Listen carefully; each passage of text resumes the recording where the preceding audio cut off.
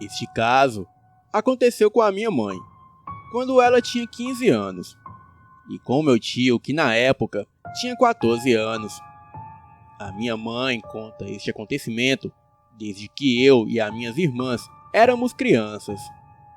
Minha mãe conta que na época do acontecido, ela morava com os meus avós, num sítio no interior de Piracaia, São Paulo.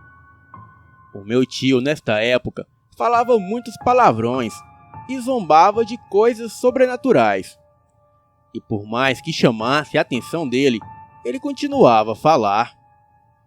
Então um dia, em época de quaresma, a minha mãe e o meu tio foram buscar um saco de sal na casa de uma tia dela, que morava a alguns quilômetros do sítio do meu avô. Quando chegaram na casa dessa tia, eles ficaram conversando por muito tempo. E quando foram embora, já era noite. Pelo caminho, o meu tio continuava a falar palavrões. A minha mãe conta que chamou a atenção dele, já que estava em época de quaresma. Porém, ele não dava a mínima e continuava. Quando eles atravessaram a porteira do sítio do meu avô, eles viram, perto de um ribeirão, um bicho magro, todo branco. A minha mãe conta que a criatura tinha a parte da frente do corpo mais baixa que a de trás.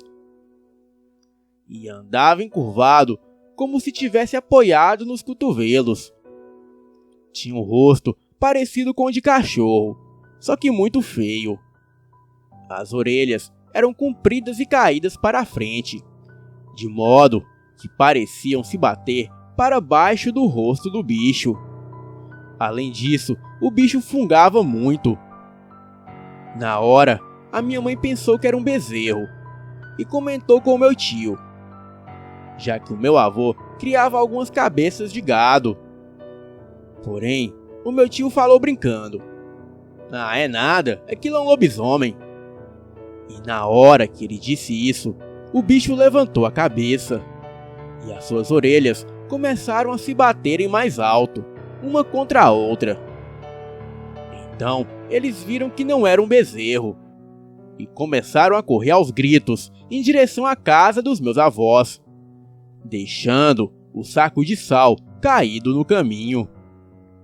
Na época, a casa dos meus avós era toda cercada de gravataí, uma planta que tem folhas grossas e com espinhos, para que os porcos não chegassem perto da casa. O meu tio, com medo, atravessou os gravataís desesperado, enquanto a minha mãe abria a porteira que dava acesso ao quintal da casa. Ao chegarem na casa, eles começaram a esmurrar a porta, pedindo que abrisse. E depois que entraram, o meu tio não conseguia falar de tão assustado que estava. A minha mãe disse ao meu avô o que aconteceu. O meu avô então olhou pelo buraco da janela e falou que o bicho estava no quintal da casa, pois a minha mãe havia deixado a porteira aberta. Então todos ficaram quietos e depois de alguns minutos escutaram um barulhão no poleiro das galinhas, mas ninguém se atreveu a ir ver o que era. A minha mãe conta que o meu avô havia dito que o bicho era um lobisomem. Além disso, ela conta que o pessoal mais velho na época comentava que quando o lobisomem era preto, era um lobisomem vivo, e quando era branco, era um lobisomem morto. Este relato me lembra aquele velho e bom ditado: lobisomem bom é lobisomem morto. Boa noite.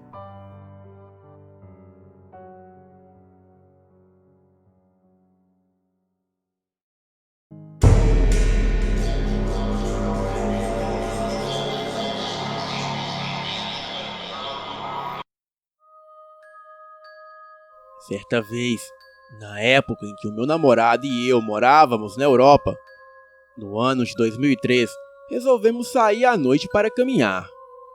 Era por volta de 00:30. e andávamos por uma rua deserta. Era época de veraneio e poucas pessoas estavam na cidade.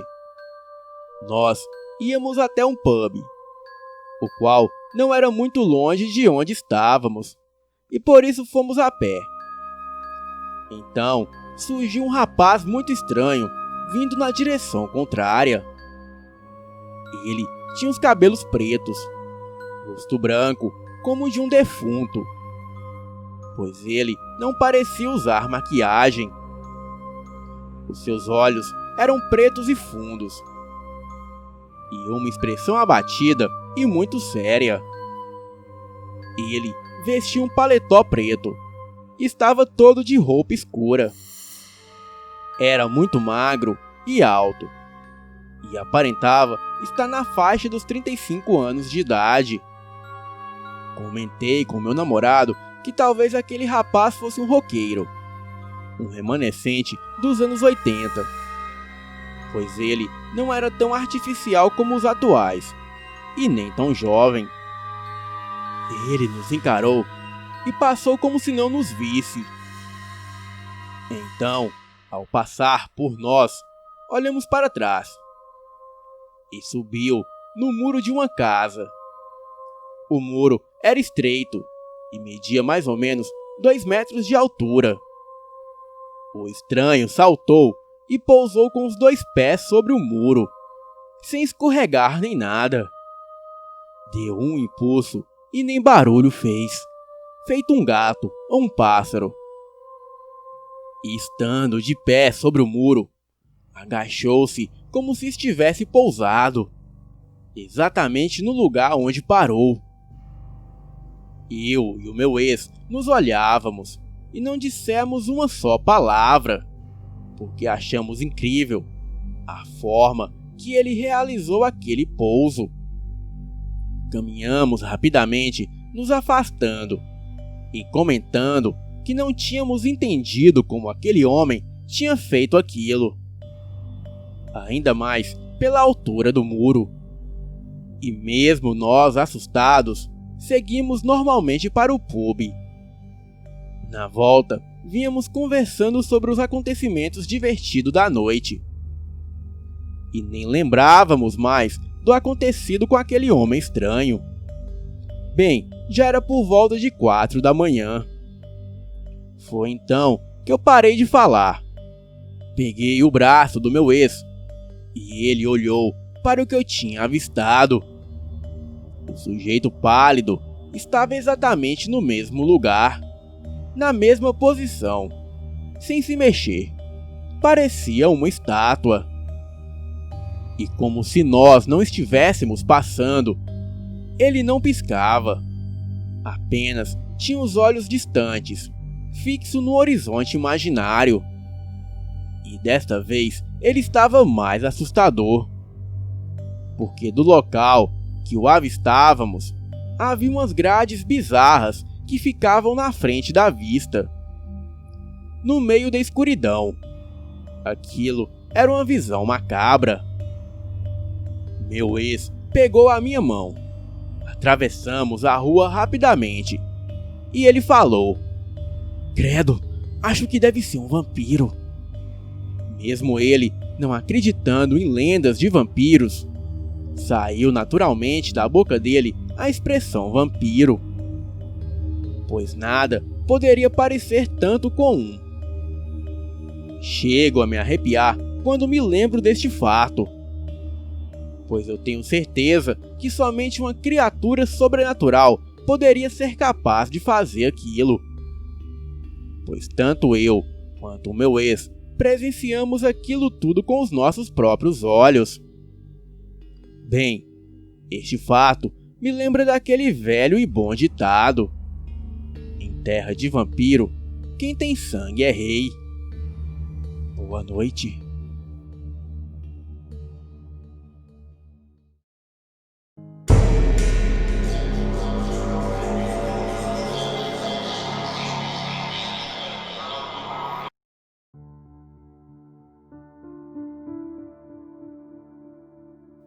Estávamos eu e o meu namorado e mais um casal de amigos em Bicuí, praia que fica próxima a Mangaratiba, no estado do Rio de Janeiro.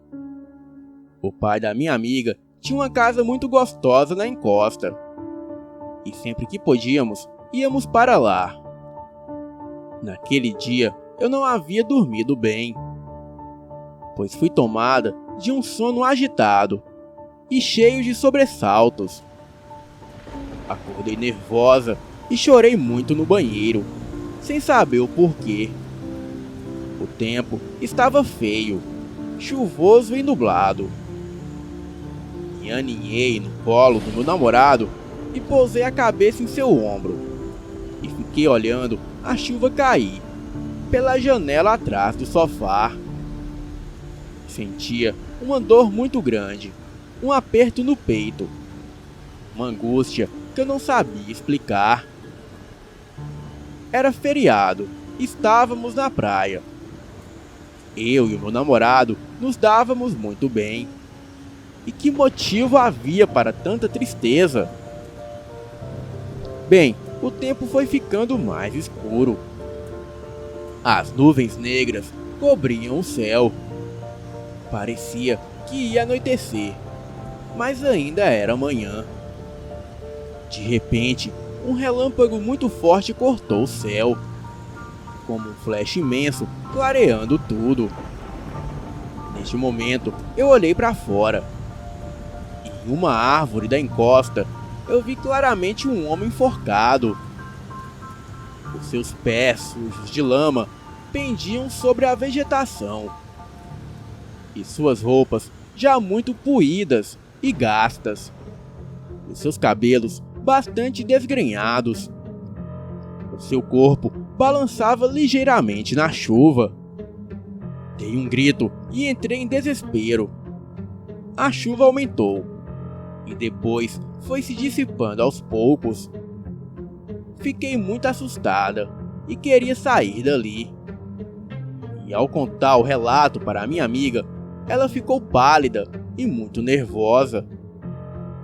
E daí, ela nos contou então um certo segredo de sua família.